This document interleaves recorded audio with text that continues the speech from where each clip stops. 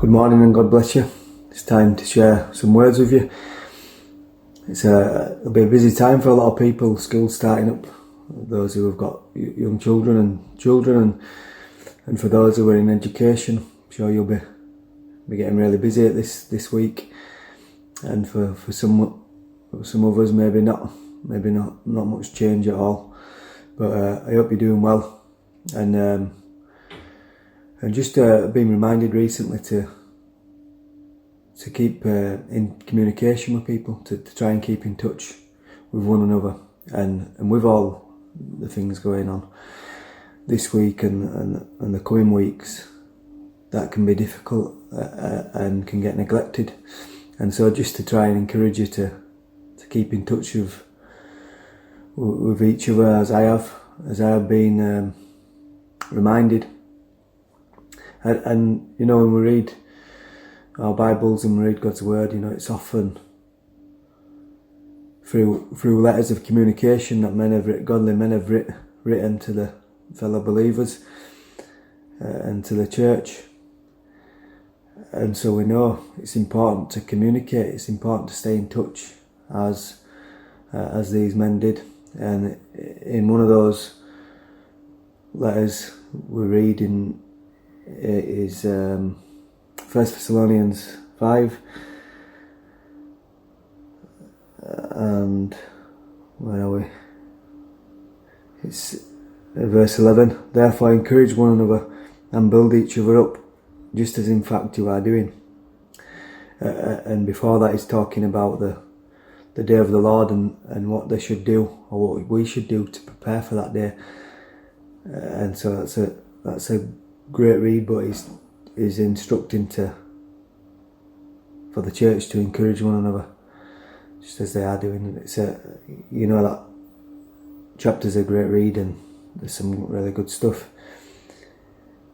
in there. But just to look at encouraging one another and communication and keeping in touch, and it's not always as easy as just encouraging one another, is it? Encouraging can sometimes be difficult. It can be hard, and sometimes maybe not just encouragement, but we might need correction, and we might need challenging, and we might need support in different ways. And so it's not always easy, but it's important. It's important to keep that line of communication open. And James tells us of those who are in need of it. You know, those that we should be communicating with most are those who are in need, and it's not always easy to know who's in need. But we can start with the obvious, and James tells us in 1 James 27. In James 1. Verse 27. Religion that God our Father accepts as pure and faultless is this: to look after orphans and widows in their distress, and to keep oneself from being polluted by the world. So orphans and widows, those who don't have many people, maybe giving company to those who are lonely. And we can see those who are lonely. We might not know a lot of orphans, but we know of widows. We have widows with us, so we can start with them and communicate more with them. You know, it might, like I said, it might not be easy, but it's needed. And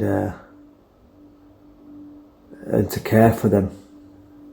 Those who are in need, those orphans and widows, is seen by God and accepted by God as pure and faultless.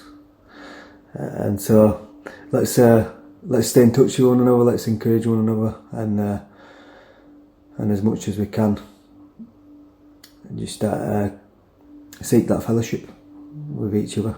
Bless you. Have a great day.